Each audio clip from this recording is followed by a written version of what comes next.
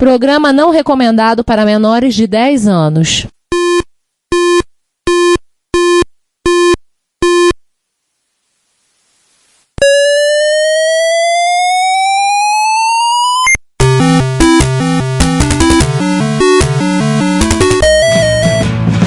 We bought it to help with your homework.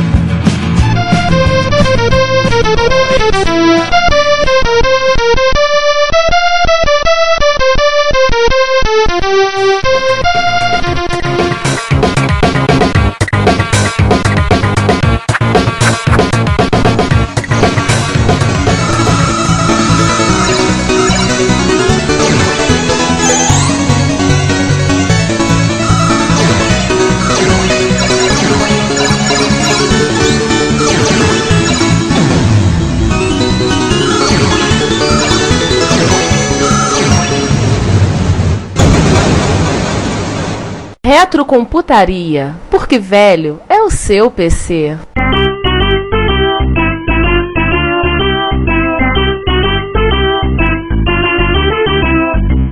Bom dia, boa tarde, boa noite. Sejam bem-vindos a mais um episódio do Retrocomputaria. Como já dizemos há 45 episódios, velho é computador de cara palha. E nesse episódio vamos ao Texas falar de...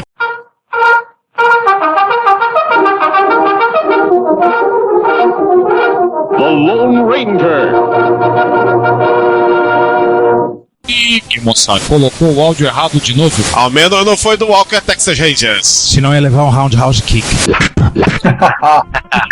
Vamos lá, bem-vindo a mais um episódio do Retrocomputaria. Vocês já ouviram a abertura, velho é o seu PC. E hoje um episódio / dossiê duplo, né, Juan? Isso. Na verdade pode ser chamado de dossiê Texas, como vocês já suspeitaram pela trilha de Velho Oeste. Vamos falar do microprocessador TMS 9900, que coestrelou o episódio de computadores bizarros, mas é significativo o suficiente para ter o seu dossiê próprio, e do computador mais emblemático que o utilizou, o TI-99-4 ou TI-99-4A da Texas Instruments. E começamos o nosso episódio apresentando o nosso vilão especialmente convidado. Aí, gente, alguém não me conhece? Eu sou o Lísias, sou um maluco que gosta do computador e eu tenho um TI-99 aqui do lado só querendo falar com vocês. Bota aí. Fala, TI. Hello, I am the TI-99. Ele nem disse 4A. Ele esqueceu, não tinha memória. Ele tem pouca memória. Computador texano ou português? Vaga lembrança?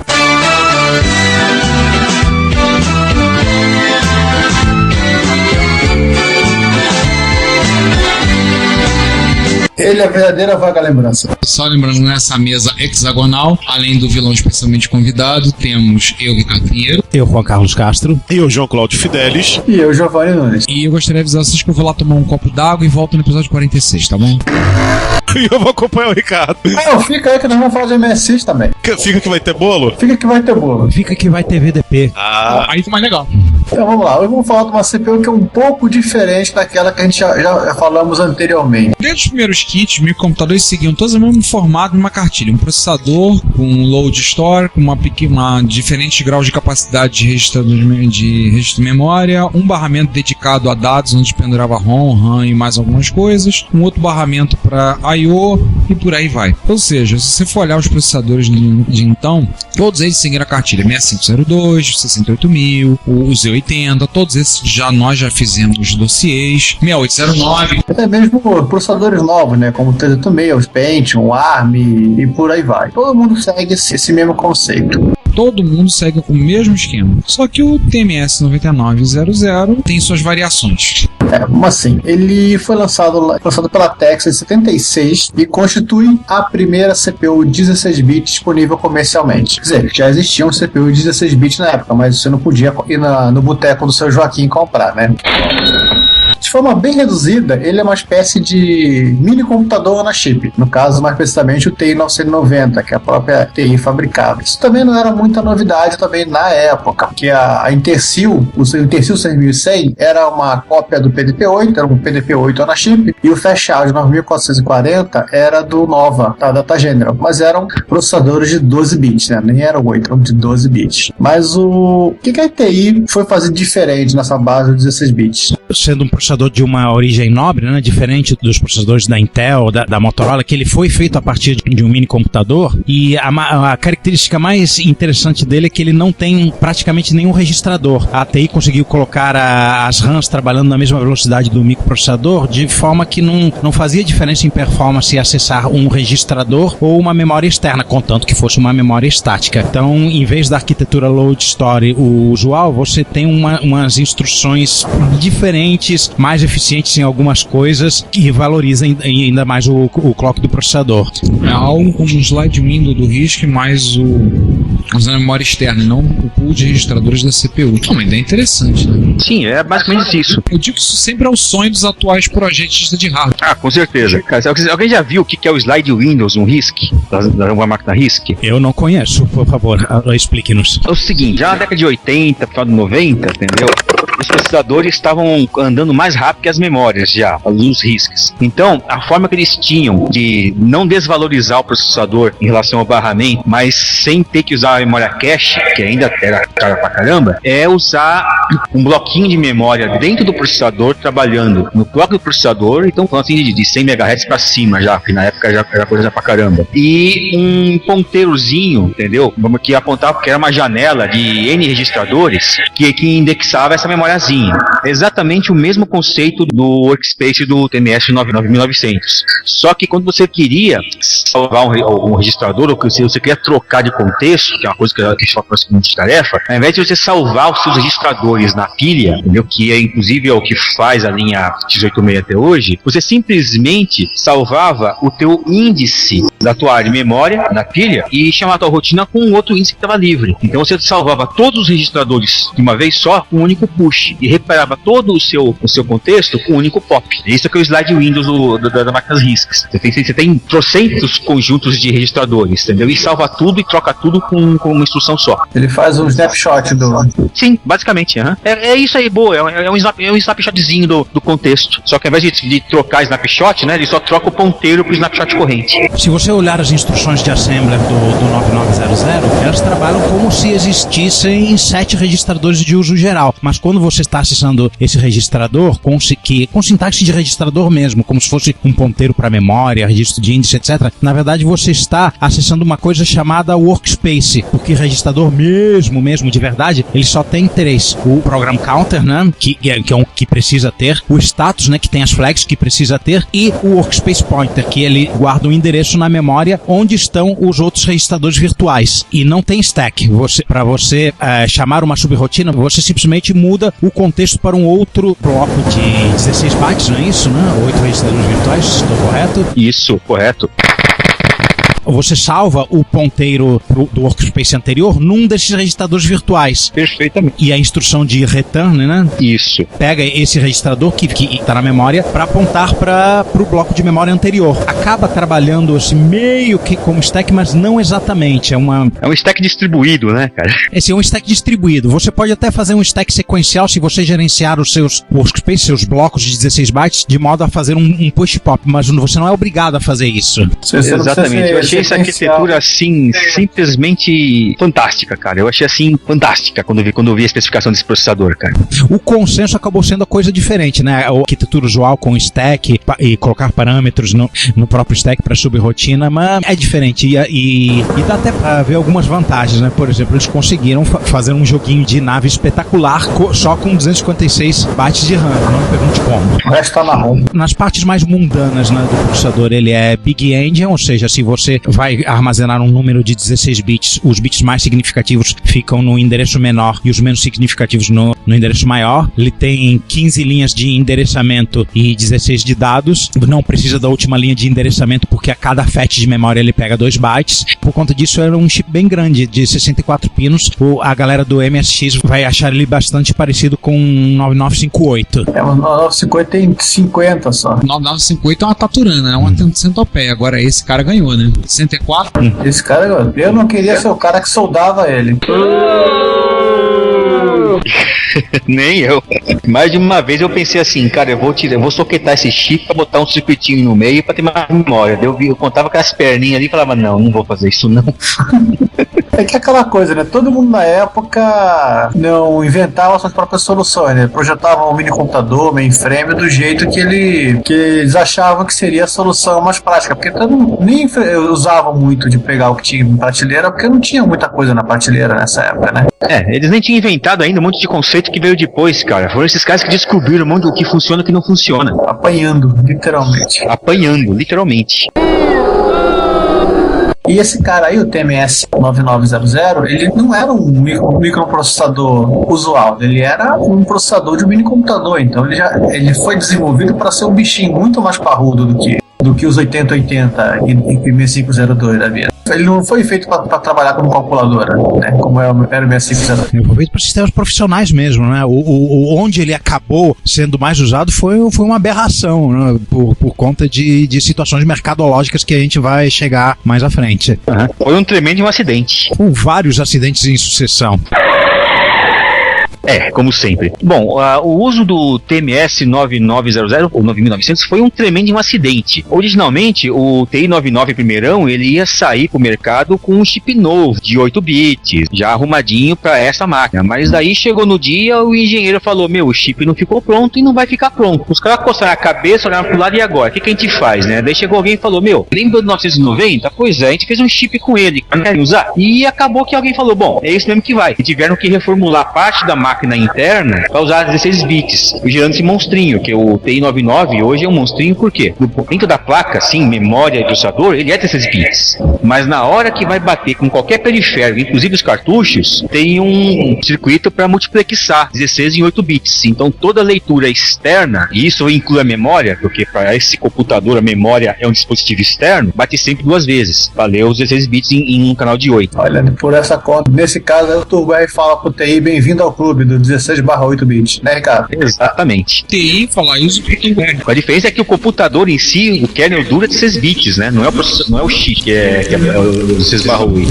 É o kernel duro, que é a memória de trabalho, e o processador é 16 bits. Todo o resto do computador é que é 8. E ele tem uns 2 barramentos de I/O também pouco usuais em relação ao que a gente conhece de outros processadores. Um se chama TI Line, que eu não faço a menor ideia do que é, e o CRU, que eu dei uma lidinha nele, você consegue endereçar 1024 bits. Quer dizer, é como se você tivesse um chip de 1024 pinos e você pudesse endereçar cada bit individualmente, mas você não consegue fazer comunicação paralela.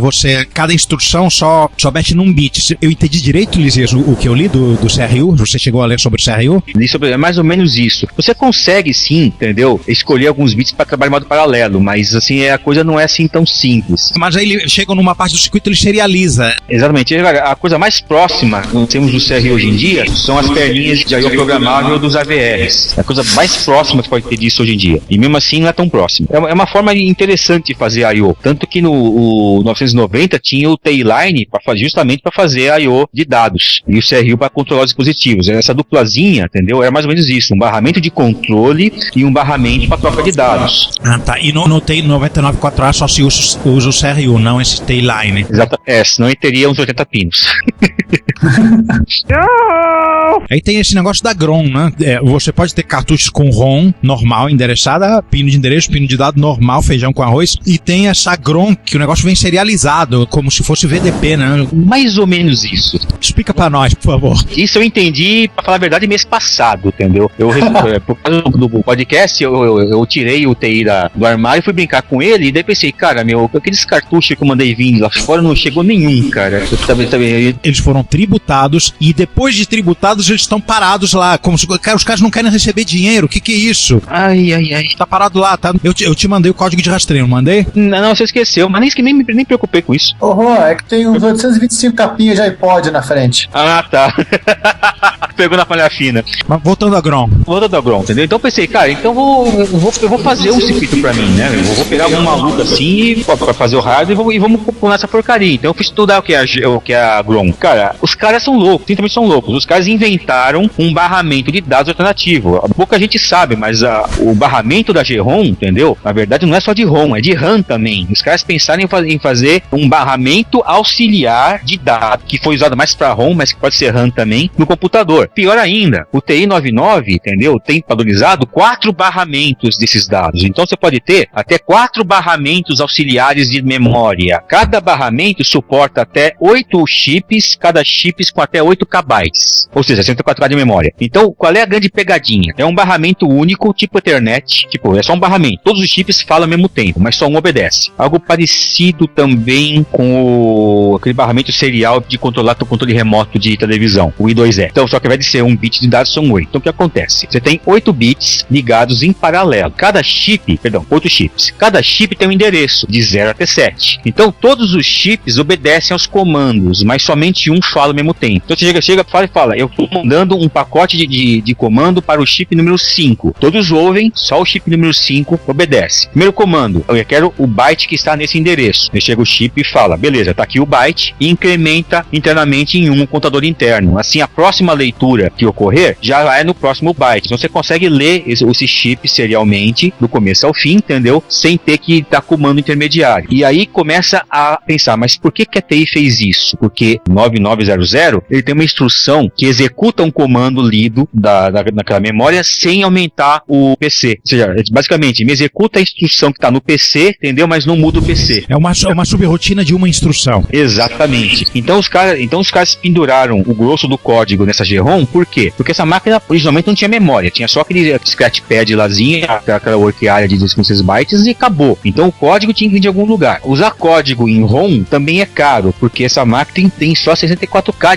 de endereçamento de ROM. E eles queriam salvar os 32K de cima para o PEB, que já sabiam que existia o PEB. Então essa máquina internamente só deveria usar os 32K de baixo. 8K já era do sistema operacional, da ROM do sistema operacional. Mais 8K já estava comprometido com o comando módulo, que são mais 8 KB que ficam no cartucho. Tinha memória de I/O, que tem a parte da máquina que é memória de I/O. Então os caras fizeram umas continhas, cara, assim, não tava sobrando espaço. Então eles montaram esse esquema maluco de você botar 4 barramentos diferentes e independentes, cada barramento endereçando 64K de dados. Já default na máquina. E o mecanismo foi a GROM, que é um chipzinho mais esperto, entendeu? Que você conseguia endereçar o mecanismo de uma forma bem parecida com o VDP. Esse ponto é bem parecido com o VDP. Você programa o endereço e começa a ler os dados sequenciais do VDP. Com a diferença que a GROM foi feita só para isso. Então não tem disputa com a geração de vídeo. É um processo bem rápido, inclusive. Mas é um princípio similar àquela lei do VDP que o pessoal que programa em Assembly do MSX está acostumado. Exatamente. É similar. A única diferença é que não tem contenção. Ou seja, no final da história é como se ele tivesse outros barramentos de memória dentro dele. Exatamente. Podendo executar programa lá dentro, que essa é a grande loucura do TI-99. Aí, Ricardo, imagina os Z80 bancos escolares. Exatamente. Imagina o Z80 rodando programa dentro do VDP. É basicamente isso que o TI-99 faz. É exatamente isso. Ou seja, ele roda código sem estar na memória. Insano, velho. Muito insano. Exatamente. E dos cartuchos de TI que existem, tem Caramba. alguns que só tem ROM e tem alguns que tem GROM, né? Exatamente. Os cartuchos de ROM são quase sempre device drivers, que é código que nativo e que ensina a usar alguma coisa. Por exemplo, o Extended Basic, entendeu? Ele tem alguns comandos e módulos embutidos que é para usar, entre outras coisas, o sintetizador de voz. O comando calsei, por exemplo, é implementado no comando de módulo. Mas o interpretador de Basic fica na GROM. Imagina, como é que eu vou explicar? Imagina que o comando de módulo, a parte ROM da coisa, que fica endereçável direto pelo processador principal, é mais usada para device driver. E que os programas rodam na GROM. Se você pensar no sistema operacional moderno, você pode botar o sistema operacional na memória baixa e os aplicativos do usuário na GROM. Exatamente. Você coloca a proteção de execução, esse é quase um modo protegido, né? Os caras viviam de fazer mini computador, entendeu? Eles tinham esses problemas de compartilhamento naquela época e resolveram dessa forma. Você mandava os caras fazer caminhão, fazer um Fusca. Exatamente. Meu Deus! O 9900 foi só a primeira versão integrada em um único chip. Antes disso, existia a versão mini computador das antigas, né, do 990. Ainda teve versões microcontrolador, né, com ROM e RAM embutida, o 9940. 9980 e 9981 são 8 bits, mas são compatíveis, né? Acelerou, né? Foi você que montou essa lista, Giovanni? Isso tá na Wikipedia. O 9980 e o 9981 tem barramentos de 8 bits. Deve ser uma versão simplificada. No mínimo, foco para usar como microcontrolador, né? Tem versão para aplicações militares, né? Deve ser simplesmente mais resistente a calor, a radiação, coisa tipo Cosmac, né? Que é o 9980 em encapsulamento militar. O 9985, que nunca foi lançado, que era a evolução do 9940, e o 9995, que basicamente foi usado no Geneve e no Pilter. Ou seja, ele tem RAM interna, mas não tem ROM, né? O do Pilter. Um outro único descendente do Pilter seria o filho da Pilter, né?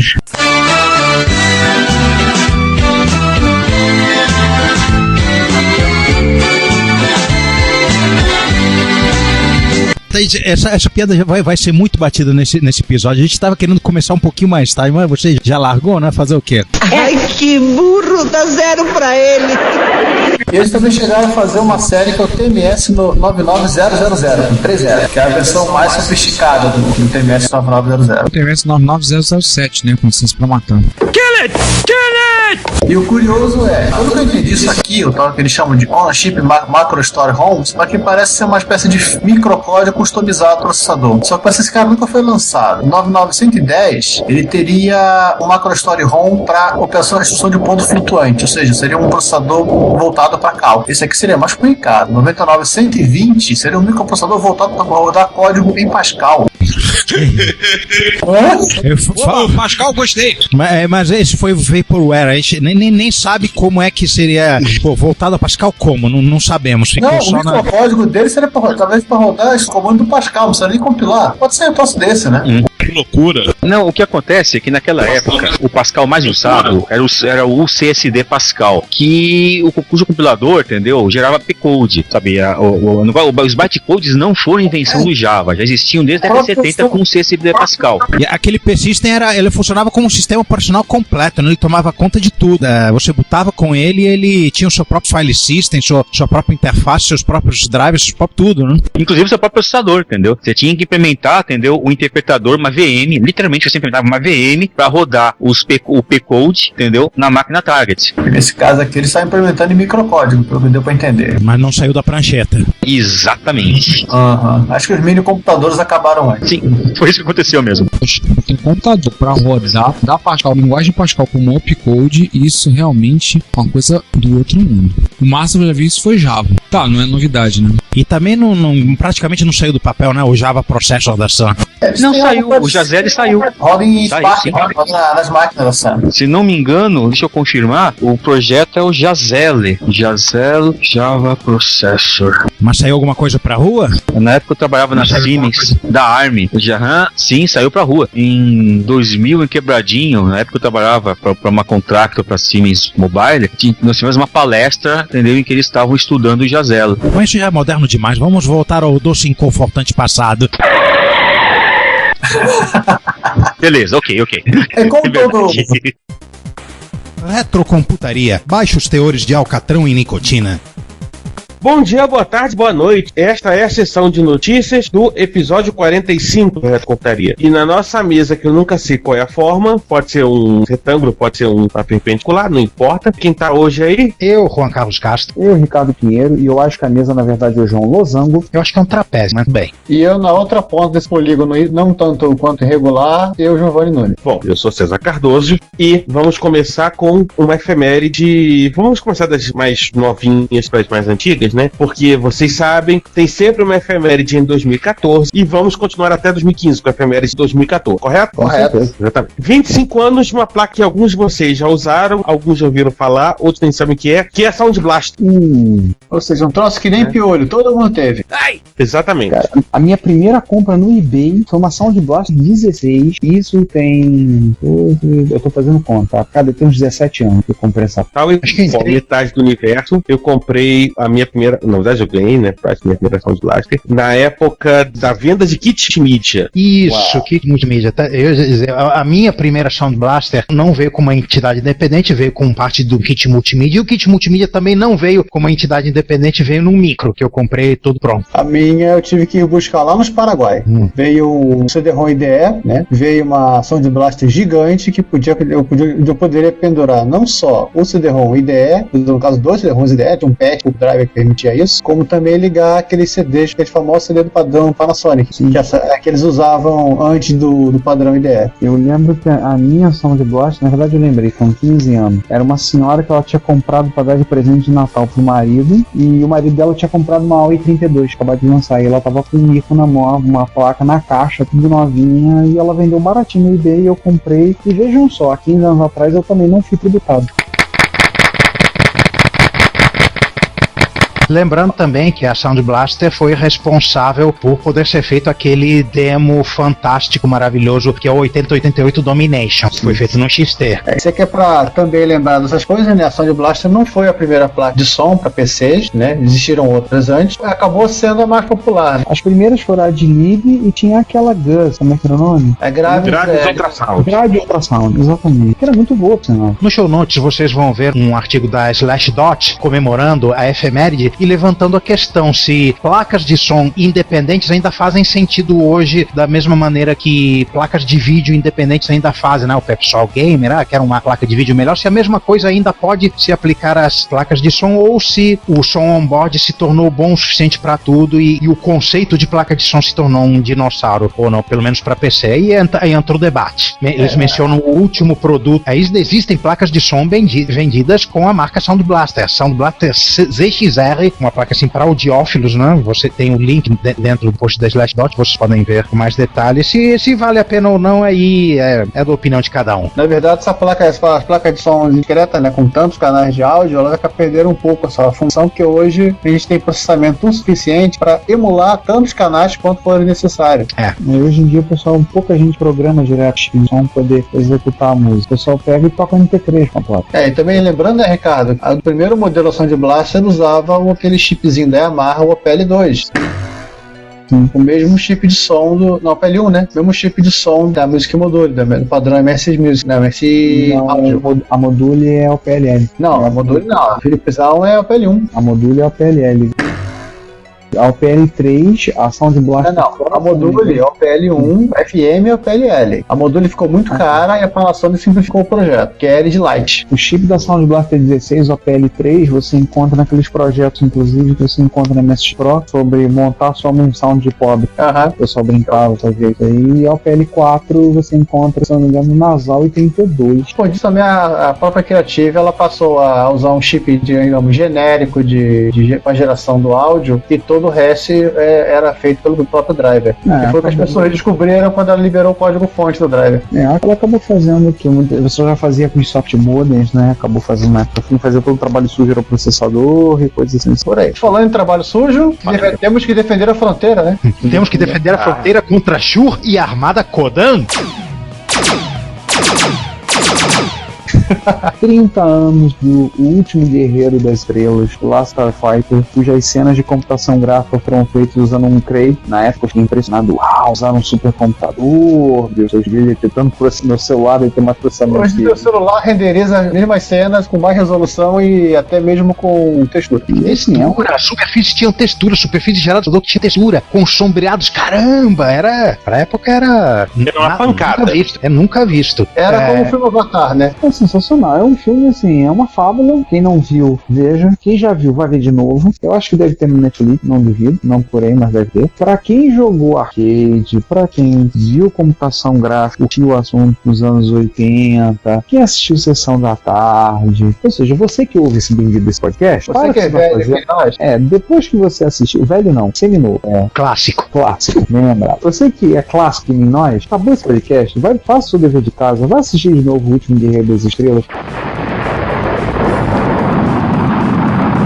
E por favor, não fica criticando, dizendo que computação gráfica é os padrões de 2014, tá? O filme não é muito divertido, é muito legal. Não vai dizer que tem pouco frame por segundo. Né? Tem gente que diz que enxerga 60 frames por segundo, né? Pois é. Ricardo, se algum aluno seu assistiu O Último Guerreiro das Estrelas e for a sua aula disser que é uma porcaria, você tem provação para reprovar o aluno, tá? Mas eu reprovo mesmo. Eu só viro pro aluno e digo assim: você tá bem? Como é que tá? Tá bem? Tô bem, professor, beleza. Então vai sabendo que você já vai cursar essa matéria de novo em 2020.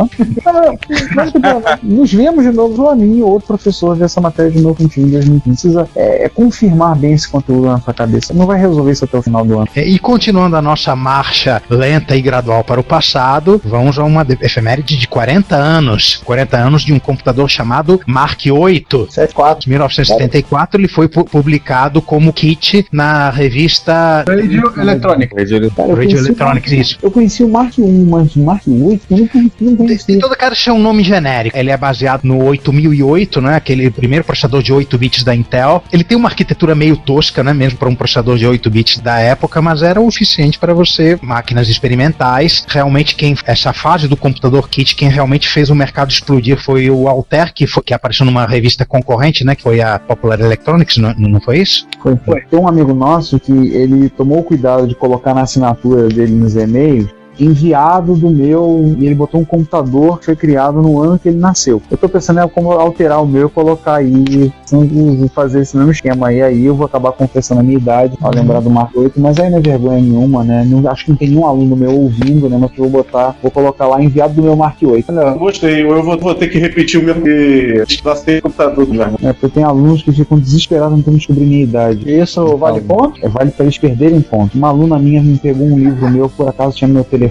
Ela notou e disse: eu vou te perturbar no WhatsApp. Eu falei: faz isso, você sabe onde você estará em 2000, faça isso. E se eu fizer, além do bloco que você vai tomar, não precisa nem vir até o final do ano, você vai tomar 0 daqui pra diante. Ela: não duvido. Você quer pagar pra ver? Eu não. Então tá bom. Ainda mais e a matéria é linda. Então é só pegar aquelas questões da LPI 1 e LPI 2, eu boto na prova dela. Que isso que eu não avalio aluno? Avali. Você é uma pessoa muito curiosa. Qual da parada mesmo? Eu sou professor, é um pouco pior. Então, vamos continuar falando esse monte de abobrinha vai parar no ano que vem? Mas se for usação de plástico, no último guerreiro já passamos isso tudo, nós estamos no Rio. Deu Playboy. Então, já que nós estamos indo no caminho inverso, né, vindo da efeméride mais recente para mais antiga. Faz o seguinte, já que o João já chegou, e eu acho que ele vai gostar de falar de João, fala aí. Afinal de contas, ele é o nosso especialista no assunto, né? Especialista no assunto jovem. Tem um amigo nosso que não é muito chegado e é viciado nesse jogo, em que provavelmente ele ia querer ficar falando do assunto e passar 2 horas falando do assunto, por que ele é tão apaixonado por nós. Mas como ele não veio, né? Então a gente aproveita, vamos falar para quem consegue ser um pouco mais sucinto. Gostar eu não duvido. Agora essa parte do viciado eu questiono. Quando eu estive na casa dele, a gente estava lá no Ultimate Marvel vs Capcom 3, foram em prato. Entre ele. Não. Eles vão ter que terminar. Agora você ele fica Gente, mas ainda nem dissemos do que a efeméride é. Dia 21 de julho de 1900. Tem a ver com Capcom. Aí alguém coloca o barulhinho da Capcom. Eu queria saber o que a gente vai botar no lugar da SEGA. EA Sports in the game. Aí não. Konami tudo bem, mas EA Sports não. A zoação tá saindo do controle porque esta efeméride é uma efeméride da zoação. É uma efeméride de Capcom, mas é uma efeméride de 50 anos. Como é que isso pode ser? É porque no dia 21 de julho de 1964, de acordo com as telas de intermission do jogo Street Fighter 2, nasceu Ryu. Ou seja, o Ryu já é um senhor com 50 anos de idade. Opa, pera aí, gente, piada cretina. O amigo do Ken. Amigo de quem? Ou indo pelos memes mais modernos, né? O Ryu seria o Ken branco, ou então quem seria o Ryu verde?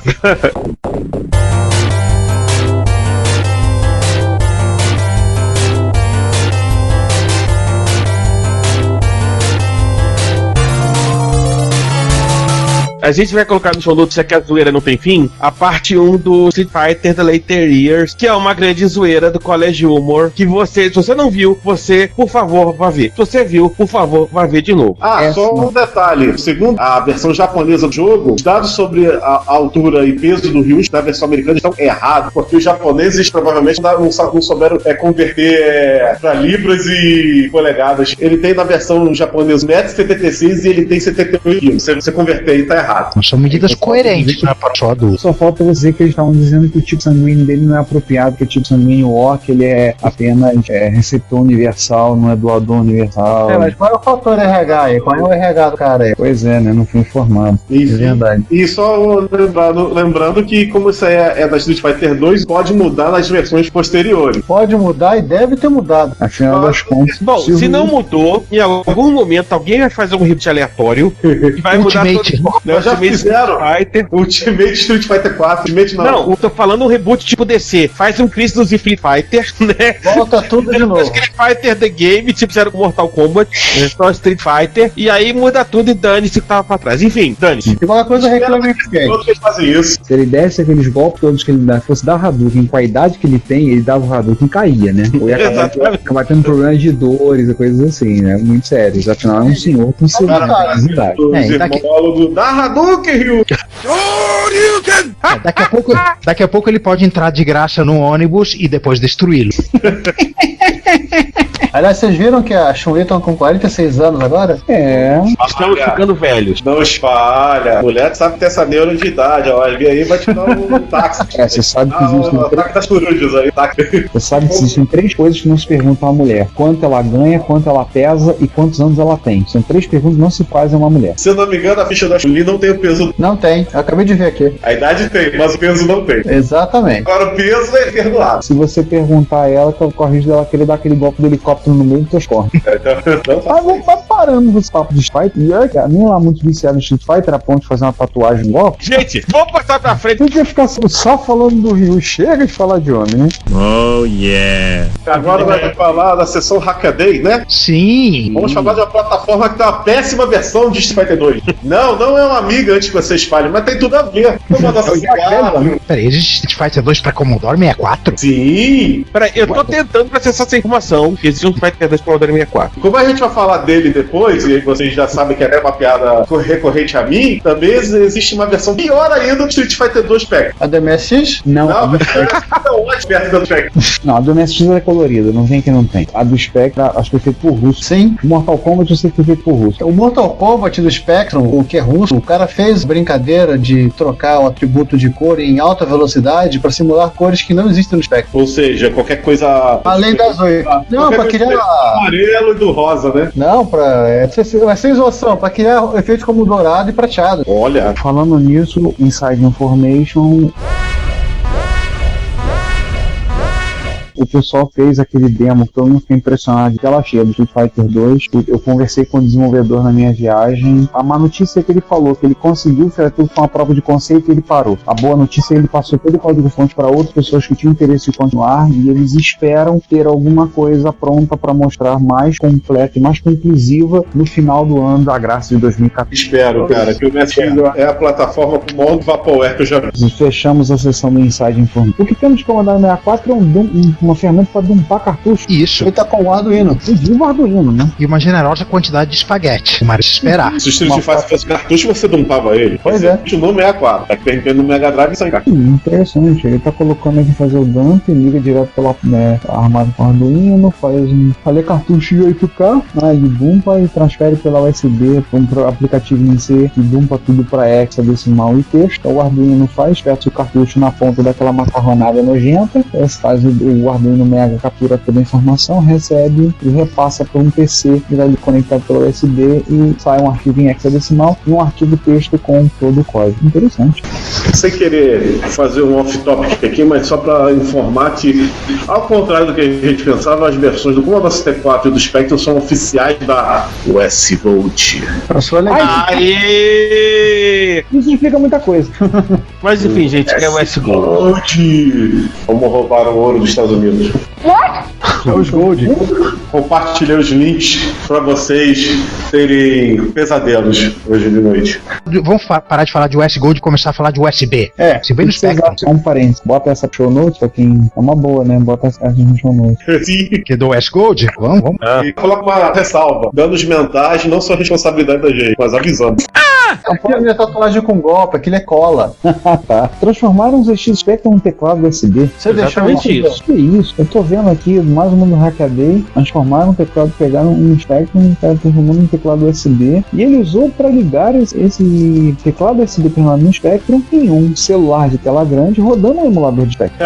Então, o cara pegou e resolveu flexionar seus músculos da programação, o desenvolvedor, e criou o firmware básico, botou para variar um Arduino Pro Mini mini lá dentro. Ó, ele tem uma matriz de 5 colunas e 8 meias linhas para pegar as combinações e nos comandos tudo traduzir aquilo e poder mandar pelo USB as unidades. Convertendo uma teclinha visível para esse celular chinês gigante aqui. Pelo menos ele não tinha um Atari 400 disponível para fazer isso, né? Ó, 2 comentários. Comentário número 1, deve ter ficado mais barato aquele teclado Bluetooth picareta do pessoal da... Qual é aquela empresa? Oi? Acho que se Elite alguma coisa. Da Elite, né? Elite System.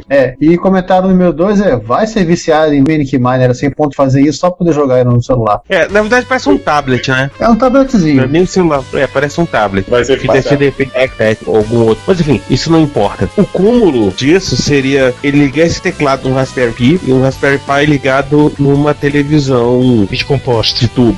Só vídeo composto, né?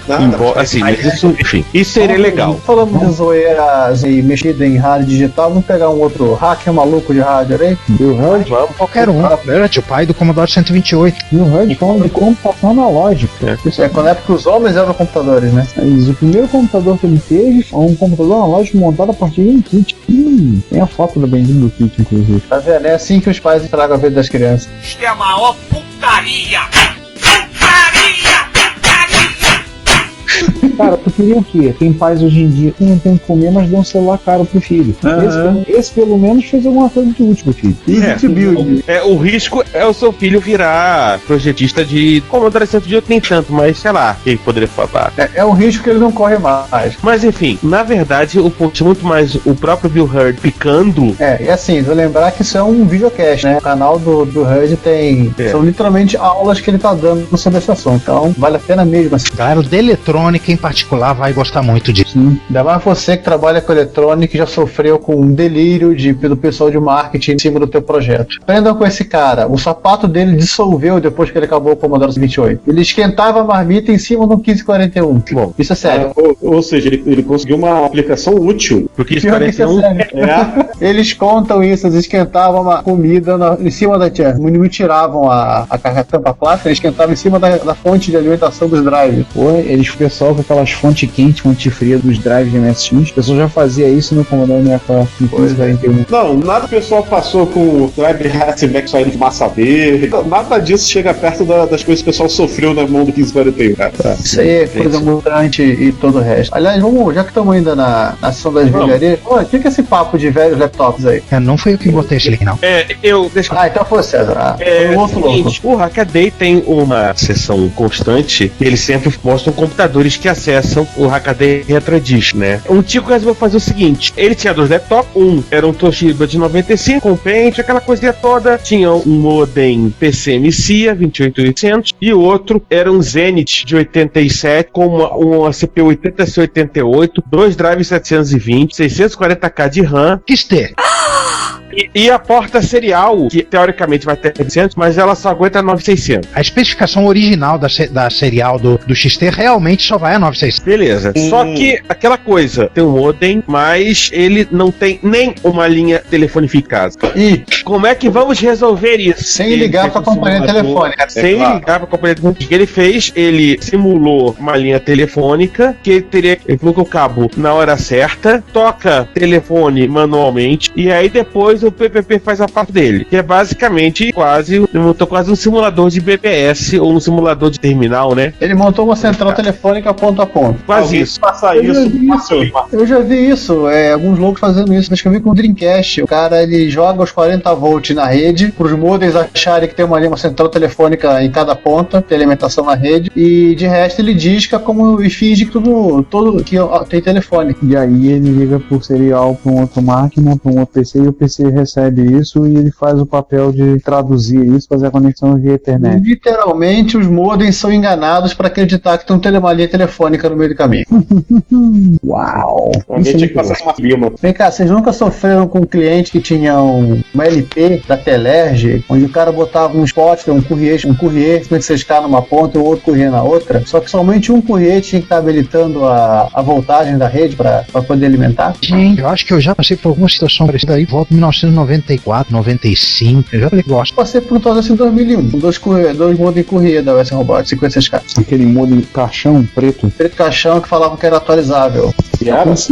Conheci gente que comprou aquele ali a 9.600 e foi atualizando até 56.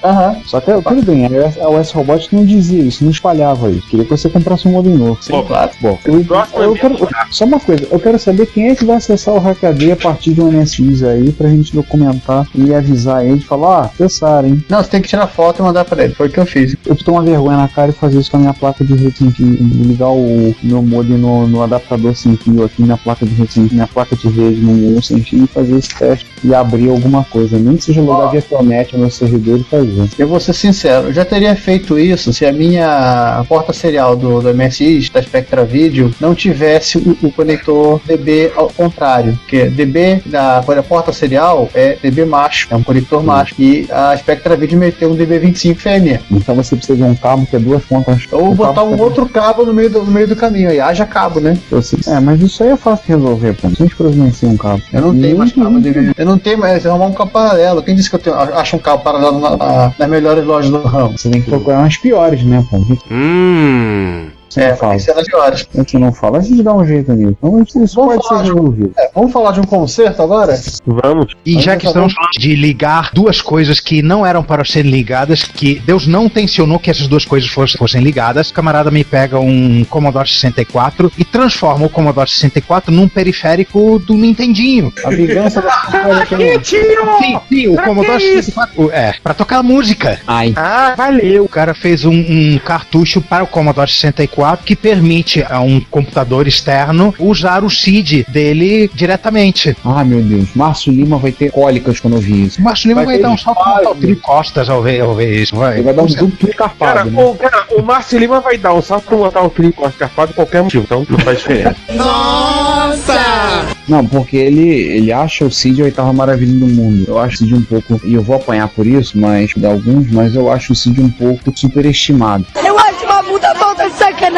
Não que ele seja ruim, muito pelo contrário, ele é fantástico, mas eu não acho ele tão maravilhoso assim. Mas é questão de gosto pessoal. Pô, se você liga um Commodore 64 e usa ele de periférico pra ele sintetizar, pra quem não tem uma PlaySonic, né? Pra MSXero quando dá uma PlaySonic, vai nessa. A bizarrice maior é que o computador principal nessa gambiarra aqui é um NES, né? Eu não entendi. Sabe qual é a parte boa? É que vai ter um áudio do cacete com jogos bons, melhor do que cara, não fala mal dos jogos do Commodore 64, tem muito jogo legal no Commodore 64. Não, mas é assim, o pessoal que... Não, mas assim, por outro lado, a vantagem é que provavelmente pra você fazer chiptune, trabalhar com o NES é mais fácil.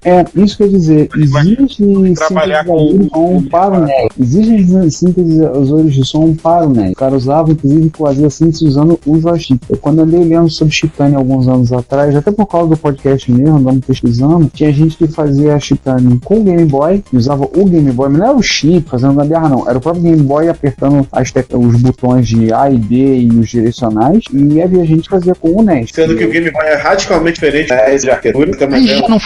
A gente já não falou de um sintetizador com NES há muito tempo atrás, não me lembro se foi no Cruz, não me lembro se foi no podcast. Não, foi no comentário aqui, nós falamos, acho que era uma interface MIDI pro Nintendinho. Aí o Márcio Lima vai querer. Falou em MIDI, ele vai dar. Lembrado que foi dito, escreva aí embaixo pra gente, que nós somos todo mundo aqui amigo do alemão. Eu não entendi o que ele falou.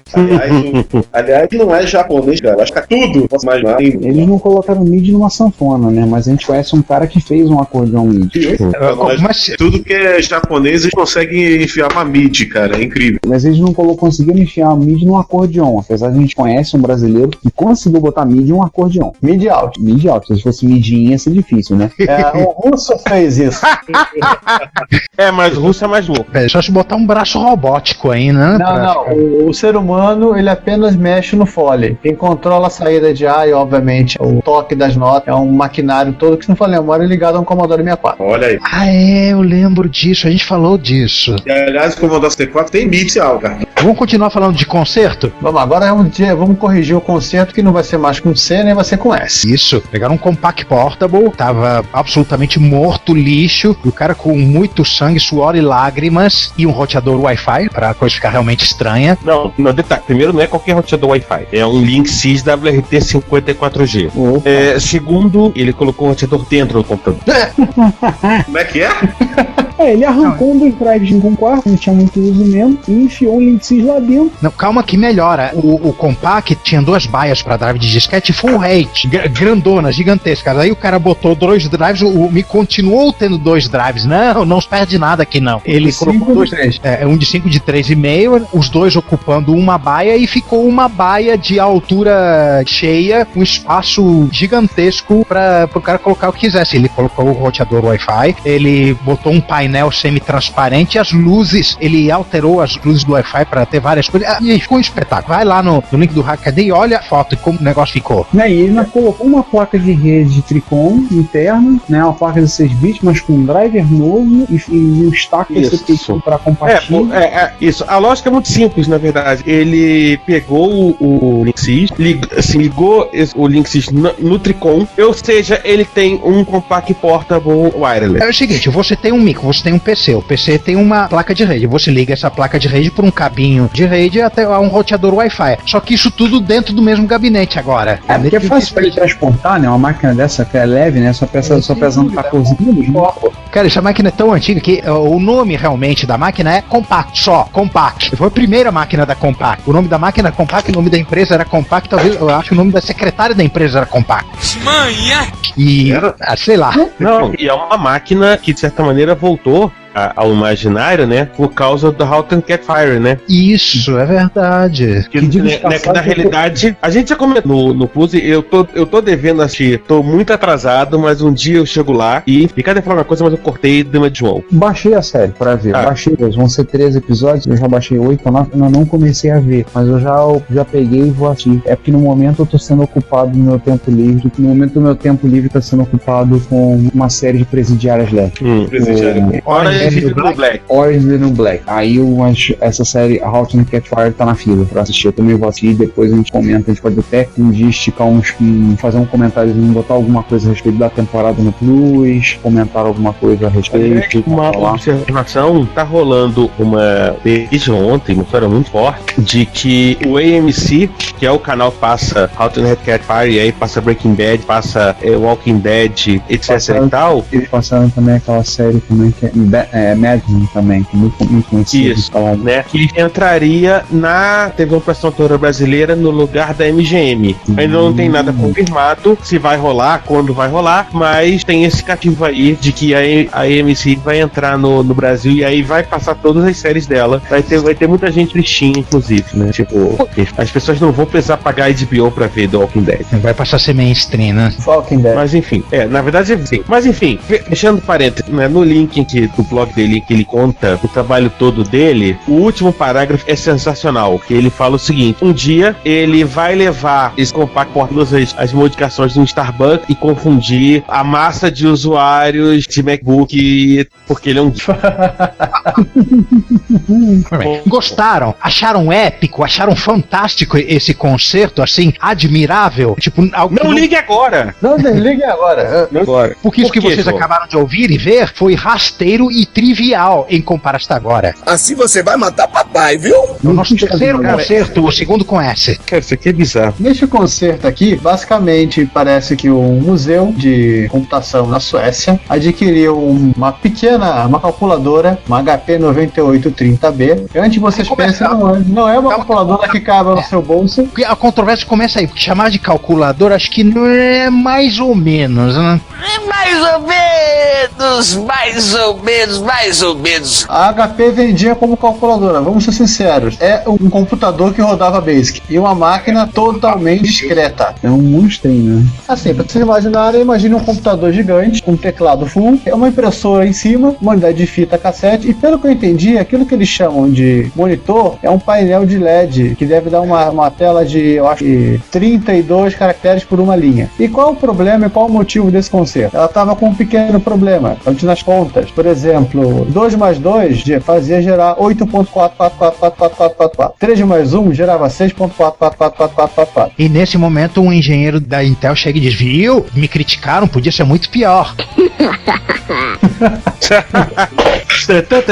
E essa aí, que consistiu o conserto? Para começar, a parte que foi a parte mais fácil, né, do conserto desse bichão aí, foi recuperar as teclas que estavam faltando e consertar o teclado. Parte mais fácil, entenda-se, ele teve que achar as teclas provavelmente pela Cherry, que é uma fabricante extremamente conceituada de teclados, e ninguém na Cherry tinha ouvido falar. Uau. Né? Ele deu uma sorte gigantesca. Ele ainda deu uma sorte gigantesca que o raio do fabricante ainda existe, né? Não, mas a Cherry é um fabricante conceituado. Se você quiser comprar um teclado estilo Model M, hoje em dia, um dos melhores lugares são os teclados da Cherry. Só que provavelmente o problema é que mais ninguém lembrava. E até nos fóruns de teclados mecânicos, não sabia nada. Enfim, mas ele conseguiu se virar e consertar. Essa é a parte mais fácil. E a segunda parte, tirando na fonte de alimentação, que deve ter sido a coisa mais fácil que ele encontrou para consertar. Lembrando que essa máquina ela é toda discreta, ela implementa uma CPU de 16 bits, toda em TTL. Ai, meu Deus. E que totaliza 20 placas ligadas no backplane. 20 placas. Chupa, expert. Kill it! Kill it! Detalhe, as trilhas em ouro. Quem quiser pode procurar o site, é o datormuseum.se, e vocês vão entender o verdadeiro significado do termo pornografia sueca, né, Juan? Sem dúvida, a gente não vive chamando esses negócios de porn. Qual o porn que sem Suécia no meio? Não pode, né? Pois é, né? Essa placa é um gangbang sueco, né? Raios, 2 vezes raios, 3 vezes raios. E detalhe, não só isso, o bichinho ainda tem uma unidade de gravador cassete dentro dela. E o sujeito consertou a unidade de lógica aritmética na LU, que parece que tá com problema, consertou o teclado, consertou o cassete, rodou tudo funcionou. Teve que fazer uma extensão do conector de slot para poder ligar numa das placas que estava com problema um analisador lógico. Para quê? Simples, ele precisava debugar a impressora. E quem quiser se divertir, vai nas fotos do Dator Museum, vocês vão ver todo esse bate-papo, foto das 20 placas. Vocês vão ver que eu não tô maluco ao dizer que as placas tem trilhas em ouro, que realmente é ouro. O texto tá em sueco ou tá em inglês? Tá em inglês. Não, tá em inglês. Pelo menos isso. E no final das contas, olha que coisa linda. Uma listagem em papel saindo com um programinha base com um for. Aquela coisa familiar, aquela coisa que dá aquele calorzinho gostoso no coração, ver aqueles números de linhas com for, print. Não é? Aquele basic moleque, né? Basic raiz. E quem quiser achar legal, ao final, tudo aquilo que ele trocou. Ele colocou uma lista, tudo foi trocado na máquina. 2 lâmpadas indicadoras, uma lâmpada do gravador cassete, uma LU, uma 256x4, uma PROM, né? Para fazer parte da PF Board, um 74121, um 7404, 5 teclas, estavam quebradas, 3 missing key top, 3 teclas deviam estar faltando na parte de cima, e 2 correias de gravador cassete. O cassete parece cassete padrão, né? Parece cassete formato padrão esse. O cassetão é um cassete normal. É porno sueco, mas não é um cassetão, né? Meu Deus! Não, pera aí, porque acabo de subir a classificação indicativa. Né? Programa recomendado para maiores de 100 anos, acompanhados dos pais. Mais 90 anos acompanhado do pai. Já que o Juan tá todo interessado no cacetão, né? Mas ele ainda 2 cartuchos de 14 polegadas. Esses sim são cacetões.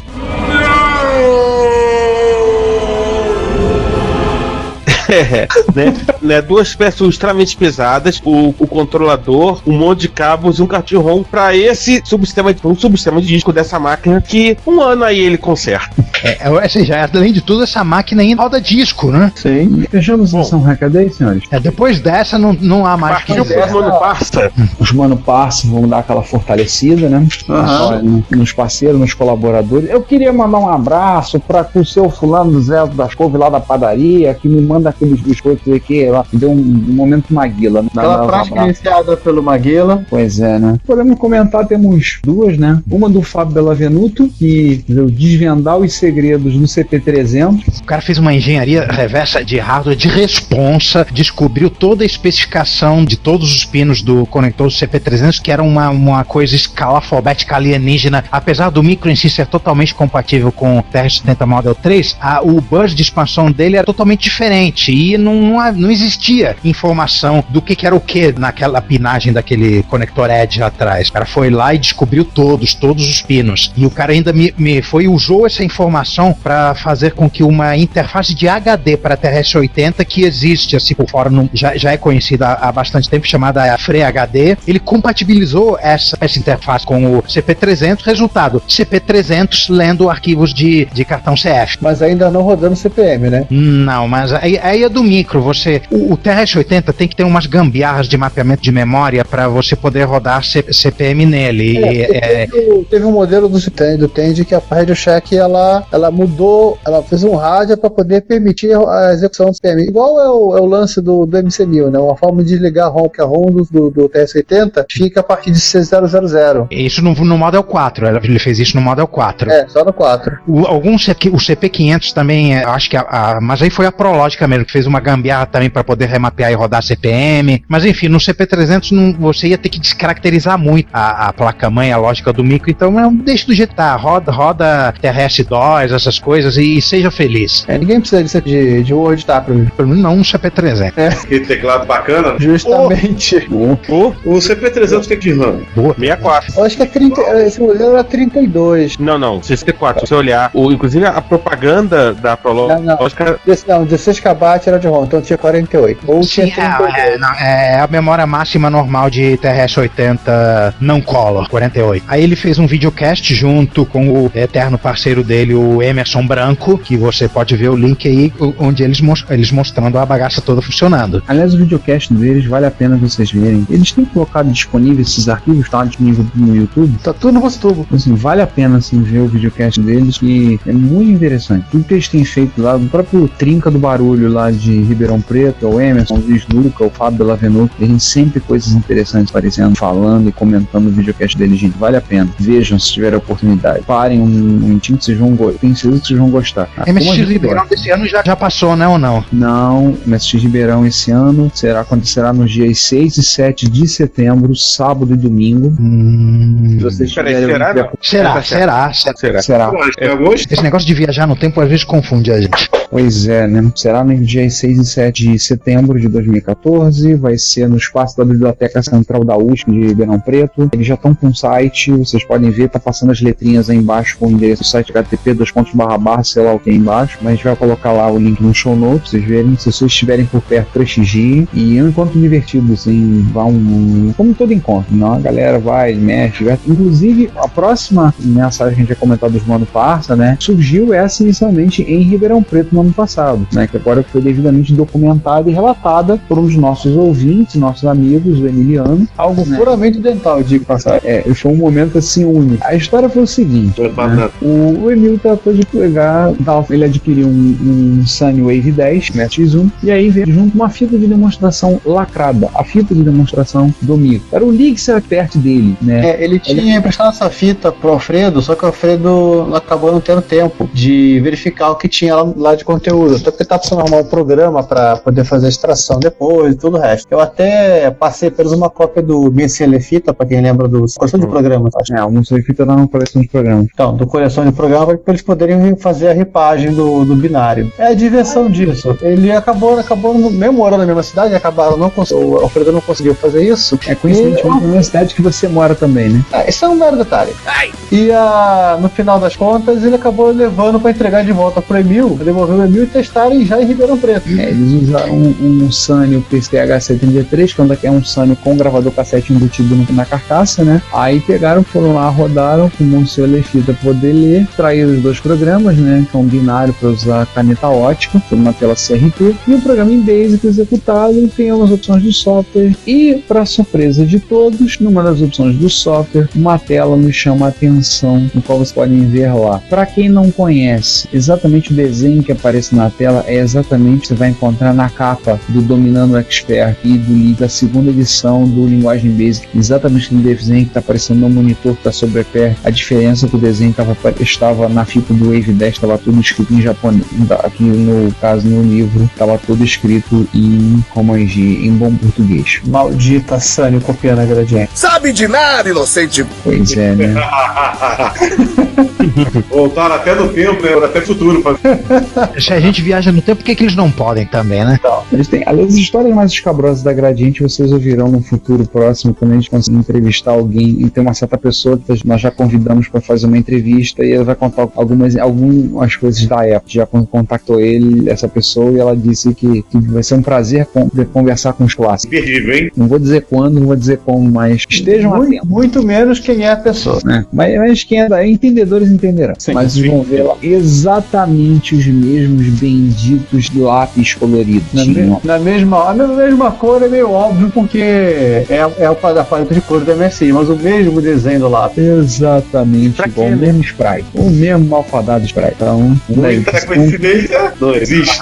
Então vamos, senhores, vamos falar das notícias que abalaram o mundo retrocomputacional pelo Retro Computaria Plus nos últimos dias, enquanto nós tivemos top 5, né? Top 5. Vamos do quinto pro primeiro, que nem da outra vez? Vamos estabelecer isso. Vamos até o primeiro. Quem é o último? Isso. Os vencedores da MSX Dev 2014, né? MSX Dev é um dos motivos pelo qual a vida vale ser vivida, né? Que nós temos um fluxo anual e bastante confiável de jogos muito legais, novos, inovadores, que você pode baixar e rodar com a Exec-ROM ou do MSX2, e a esmagadora maioria deles é compatível com MSX1, então você, sem precisar entrar em vídeos suicidas do Shopping Mall Japan.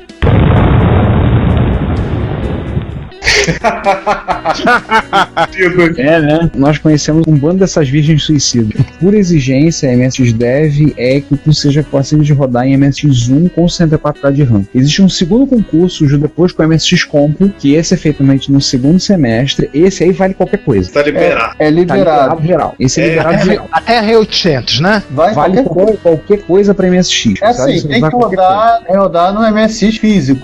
Pode anexar outros periféricos, mas tese é MSX físico. Pode ser MSX1, 2 Plus, Turbo R, pode ser. Você pode fazer uso das expansões. Você pode rodar uma. Aí eles pedem que eles estimulam você a fazer para um rádio MSX ser uma máquina estoque, né? Sim. Mas se quiser fazer um negócio que só roda em 9990, tudo bem, né? Só rode no seu micro, pode. Vão ter dificuldade em testar o jogo, mas. O vencedor desse ano é o Periquinho, do Nerlasco Studio. E em segundo lugar, bem próximo, o port, né? O pessoal fez, não é exatamente port, né? Aliás, não é um port, é o remake do jogo do Iridium, que era um jogo que tinha em várias plataformas da época, um jogo de nave. Eles fizeram um port do Iridium. Tem um port prédio para mim? Tem. Então teve esse, tem mais alguns outros. Tem um da Relevo, Mr. Crackman da Relevo, bem legalzinho esse jogo, complicado, mas bem legalzinho. Sim. Sim, eu tô lembrando dele, eu vi o vídeo. O Mr. Crackman é na prática um doguinho do Atari 800, só que caprichado. Bem bacana, eu vi o vídeo, bem legal. Aliás, forte aí do Atari, um joguinho simples, mas agrada. Mas no caso do MSX Dev, eles exigem que o código seja todo de zero, seja port, seja no máximo eles pegaram a imagem, pegaram a cena e reescreveram o código todo. E só para acrescentar aqui, nas duas últimas posições temos uma participação lusitana, no Nitro Furano. É um português? É um português, rapaz. Paulo Silva. É o Paulo Silva. Ele, na verdade, inclusive, ele morou no Brasil um bom tempo. Ele é MSZero por conta disso. Se duvidar, é parte do Daniel, hein? Não, ele é português que morou no Brasil, não um brasileiro que morou em Portugal. Então, os caras fizeram o intercâmbio. Só se for no meio do Oceano Atlântico. O Viu cruzou, um deu tchauzinho pro outro. E aí, qual a próxima notícia? A próxima notícia a próxima notícia.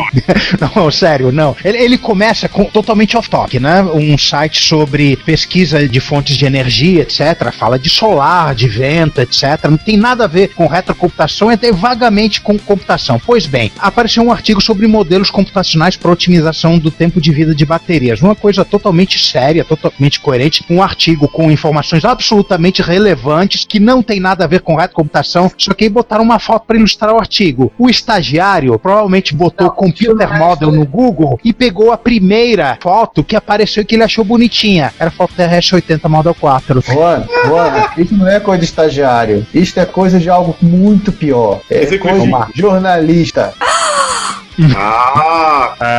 Como é que é a imprensa Ctrl-V, Ctrl-C? Aí o pessoal... Espera aí, que é só isso. Não é qualquer não. Primeira coisa, você viu de quem pertence a esse TR-80 Model 4? A um mano parça nosso, um mano parça americano, cujo quarto todo mundo gosta de ficar babando, Blake Patterson.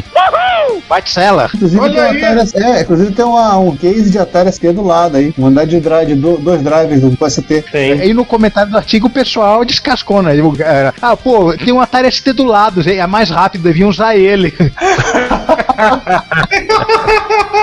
Tem um dos comentários, né? Alguém devia dizer pra eles que tem computadores melhores mais rápido por aí. Já saiu Windows 98, então podiam tentar esses novos Next aí.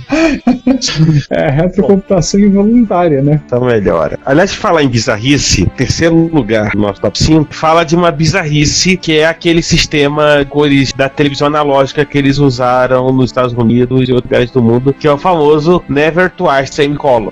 Esse não é o único acrônimo do NTSC. Mas dentro desses artigos, os caras comentaram outros acrônimos curiosos do NTSC. Existem outros. Nesse artigo que nessa série de posts tem lá, tá linkado, ele tem algumas coisas, ele explica ele comentando e fazendo algumas piadas. Além do Never Twice do Semicolon. Pelo que eu percebi, é quase uma CCE, sabe? Que a gente tem prazer em descobrir novos acrônimos pra sigla. É quase uma CCE. Mas, cara, o artigo são 8 artigos, explicando, esmiuçando tudo que você sempre quis saber sobre a NTSC, mas não tinha um americano técnico de televisão pra perguntar. Exceto o primeiro, né? Porque o primeiro fala de televisão preto e branco e sincronismo. Mas são 8. Antes de existir o nome, era o sinal preto e branco que se usava nos Estados Unidos até aquele momento. Ou seja, 60 Hz, a luminância daquele jeito, é um vídeo composto mono. E em cima disso eles construíram a codificação de cor. E o cara explica tudinho. É mais um link ótimo pra quem é da eletrônica. Vão adorar. Eu tive flashbacks com as minhas aulas com a Alcione lá no I. Não, o especialista é o Marrom? Não deixe o samba morrer, não deixe o samba acabar. Não é a Alcione, é o Alcione, o que foi o inventor do PAL-M, né, padrão PAL-M, e ele deu aula de eletrônica pra gente lá no IME. Ele já é falecido. Nossa. Caramba. Trivia do agora, hein, cara? Ele que é o culpado de a gente ter usado o PAL-M, né? Só isso.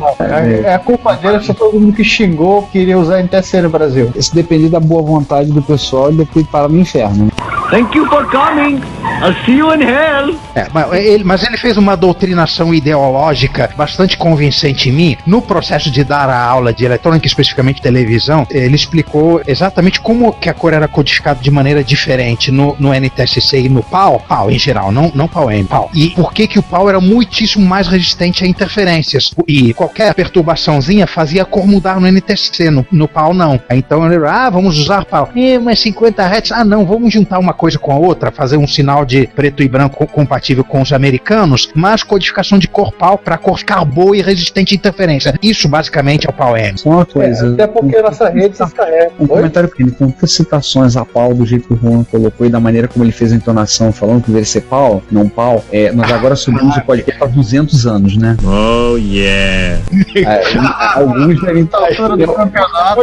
Eu juro pra vocês que desta vez foi sem querer, tá? Não, mas eu percebi, cara. Apesar de toda a sua empolgação, eu percebi. Mas o português, o idioma português faz muito disso. Eu tive um amigo no mestrado, era cubano, o nome dele era Abel, só que ele falava, o português aleijou meu nome não é Abel, é Abel. Fazendo que eu falasse Abel, lembrasse do L no final, não Abel, então meu nome não tem U no final, tem L. Na língua portuguesa, terminar com L e terminar com U é indiferente, mas na língua espanhola, muito diferente. Eu vou tentar trazer um pouquinho mais de seriedade pra isso, só lembrar que essa série de artigos termina com o cara aplicando todo esse conhecimento do sinal num circuitinho com um controlador ATmega 16 para gerar um sinal NTSC, um sinal estático com quadros coloridos assim, só para demonstrar como se produz um sinal NTSC. Isso não é um circuito de vídeo para usar no seu micro, embora eu ache que talvez esse conhecimento possa ser usado, inclusive esse uso do ATmega, por alguns dos nossos magos de hardware, né? Aqui no Brasil, o NTSC não é problema, qualquer televisão aceita NTSC. Isso nos últimos 10 a 15 anos, né? Foi possível, né? A gente conviveu com a época em qual transcodificar televisões e videocassetes era uma prática. Ou transcodificar o computador. Por acaso se me lembra que o meu Turbo R é transcodificado para PAL-M. O meu Atari XE eu tive que transcodificar porque a transcodificação foi tosca. O Juan tá aqui de prova. O meu TR, como eu não ligo ele numa televisão CRT há em qual eu precise mexer nisso, há muitos anos, então ele vai já me falar, você podia passar de volta pra NTSC. Não, deixa, eu não uso, deixa ele no PAL-M não mesmo. Pra quê, né? Pra que eu vou mexer nisso? Cara, abriu o micro só pra trocar um micro por causa de um capricho. RGB tá ali pra isso mesmo, né? Pois é. Ele cospe sem alteração de qualidade de imagem, tá? Mais uma das nossas notícias. É o Apple II? Sim. Poxa, vem cá, nós subimos a faixa etária do podcast pra 200 anos. Sinceramente, nem o sujeito tava sendo homenageado por este modelo poderia estar ouvindo nesse exato momento. Ele não é tão velho assim. Mark Twain, o autor de Tom Sawyer e Huckleberry Finn, clássicos da literatura norte-americana, teve seu nome usado como nome de um protótipo do Apple IIgs que não chegou a ver a luz do dia, que a Apple estava comprometida com a ideologia Macintosh, não queremos Apple, não, mas ele vende, ele faz sucesso, não, mata. Kill it! Então esse que era para ser o último Apple II, que acabou sendo o Apple IIgs, uma versão turbinada do Apple IIgs com um controlador de um drive de 5/4. Não, controlador de um drive embutido. 3,5, um drive embutido, ao contrário dos Apple IIgs normal que você tem que ligar fora, e HD SCSI e outros incrementozinhos, né? Era o Apple IIgs sem as maluquices que tinham colocado no Apple IIgs e as coisas que estavam faltando. Sim. Pois bem, alguém apareceu com um desses protótipos, um chapa do nosso chapa Blake Patterson, olha ele aí de novo, tá em todo lei. Um amigo dele chamado Tony Dias deu uma voltinha na casa dele pra pegar um monitor de Next, que ele tinha combinado pegar, não sei se comprou, não sei se deu, não sei se emprestou, mas o Next não importa, e o que importa é o Mark Twain. O cara levou e mostrou em pessoa, tá aí as fotos pra vocês verem. Inclusive, detalhe no comentário do Juan, quando escreveu, a justiça poética se faz presente com o Mark Twain apoiado sobre a caixa de um iView. Não, quem notou essa justiça poética foi o Giovanni. Ah, tá, mas realmente é uma justiça poética. Eu que fiz a maldade. A fonte dele tem uma fonte um pouco menor, né? Poder caber na HD. SCSI, uma coisa extremamente comum para muito mais clássico. Foi colocado mudança na placa-mãe para já aceitar a pente memória do 5, como dos 30 pinos. Se você não quiser chamar o micro de um escritor do século XIX, você também pode chamar ele de ROM 4, né? Que os dois GS que existem no mercado é ROM 1 e ROM 3, não é isso? ROM 0 é o primeiro lote. ROM 1 teve o 0, teve o 1. O 2 não existiu, porque ninguém sabe contar na Apple. E logo em seguida saiu o ROM 3. A ROM 3, não o ROM 3. Esse aí seria o ROM 4. O quarto modelo. E vai lembrar que a ROM o que é essa diferença de ROM, né? Grande parte da biblioteca, inclusive a toolkit para interface gráfica do GS está nessa ROM. Porque na época do desenvolvimento do Apple GS, muita gente do Macintosh, foi a época, inclusive, quando o Jobs saiu da Apple, né? E muita gente com muito ódio no coração do Jobs acabou caindo no projeto do GS. Então os caras pegaram no mínimo um monte de cor de ideias que o Jobs devia segurar no Macintosh, tascou no GS.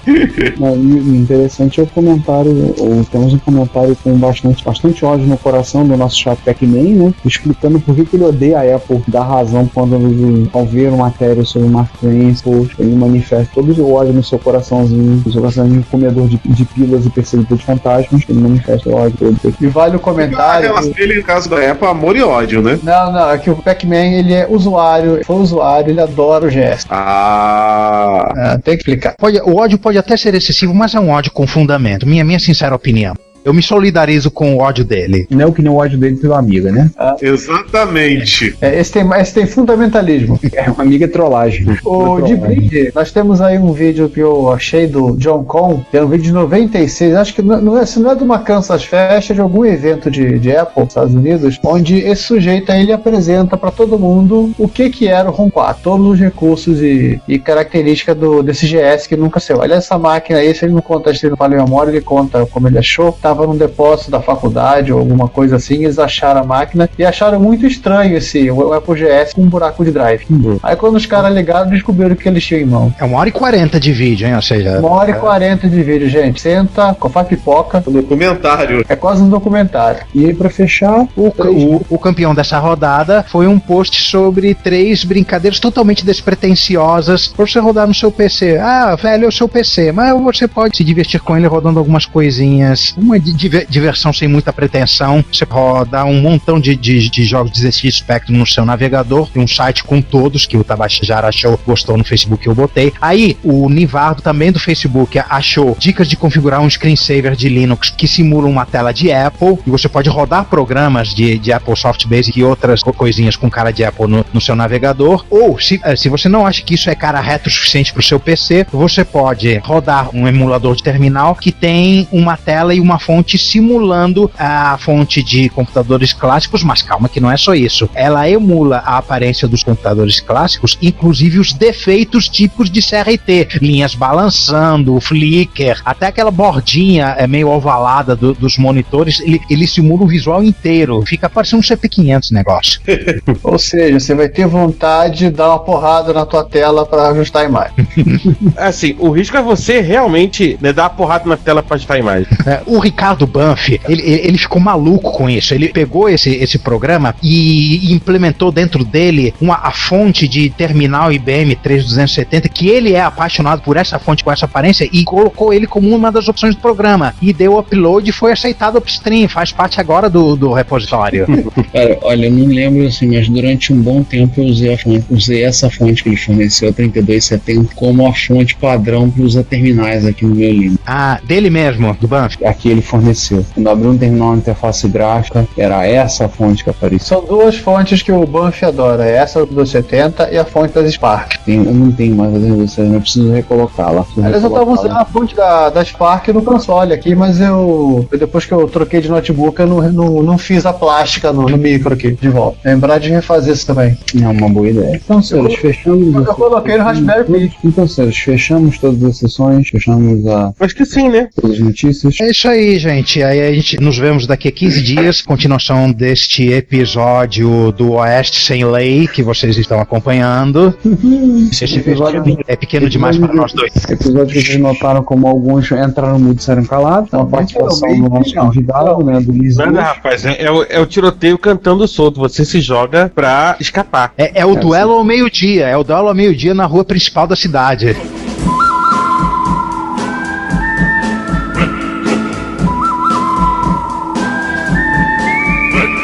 A única rua. E ao som, 3 homens em conflito com o Henry Moicone, né? Por favor. Você vai fazer arrumar esse áudio, né? Sim, tem a cura nas pautas. Tem esse áudio em Chiptune. E já que nós estamos Nós usamos no episódio de clones, inclusive. Se não falar minha memória. Foi. Eu devo ter esse áudio com salto. Então, nós voltamos, como falou, daqui a 15 dias, no nosso papo lá sobre TMS 9900, sobre a Texas, sobre TI 994A, sobre o computador maluco que roda código direto no barramento. Sobre a máquina mais bizarra que o Texas poderia providenciar. A criatura mais bizarra que o Texas poderia providenciar depois do Sheldon, né? Não, peraí. Relembrando um filme com o Burt Reynolds, que é a casa mais suspeita do Texas. Lembra desse? Que é, obviamente, o bordel. Então, o computador mais suspeito bizarro do Texas. Bom, gente, tchau. Sem muitas delongas. Vamos terminando esse tchau. Gente, até mais. E daqui a 15 dias temos mais Texas. Até mais. Eu sou Laércio Vasconcelos e você está ouvindo Retrocomputaria. Se você quer enviar um comentário, crítica construtiva, elogio ou colaborar com as erratas deste episódio, não hesite, faça. Você pode falar conosco através do Twitter, no usuário @retrocomputaria, pelo e-mail retrocomputaria@gmail.com ou colocando comentários no post desse episódio em www.retrocomputaria.com.br. Lembre-se sempre do que dizemos, seu comentário é o nosso salário. Muito obrigado e nos vemos no próximo podcast.